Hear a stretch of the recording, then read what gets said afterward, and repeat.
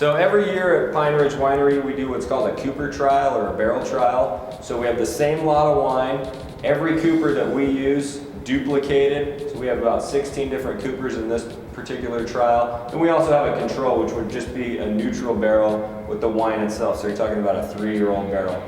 Taste those blindly every month for 18 months and grade them out, or kind of watch how they progress. The final grade would really be after the 18-month period, but it's important to taste these blind because you kind of get caught up really liking a specific Cooper, and if you're not tasting it blind, it's almost like a placebo effect.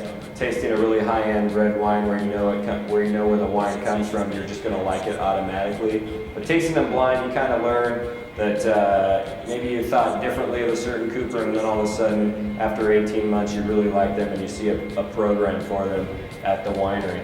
So there's hundreds of different Coopers, and for the most part, you're talking about Hungarian, American, and French oak. Predominantly here, it's French oak. We do use some American oak just on the Napa cab.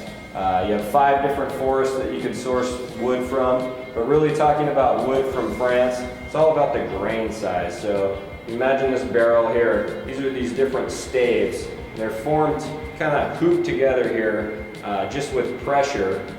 There's no head put on the barrel quite yet, and that's going to go over a heat source.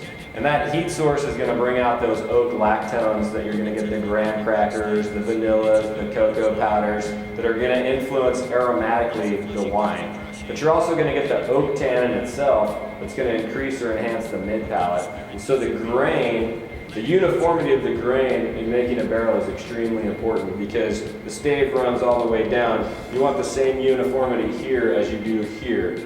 And you also have, one particular person generally putting these barrels together. So of the hundreds of different Coopers, they could be getting the same wood source, kind of have similar ideas, but they have 2 different master Coopers, so the barrels taste completely different. So it's always important to bring different barrels in, constantly change or try new things within the barrel trial before you actually implement that into your program that could have long-term effects on what you're trying to do with the wine you're making here.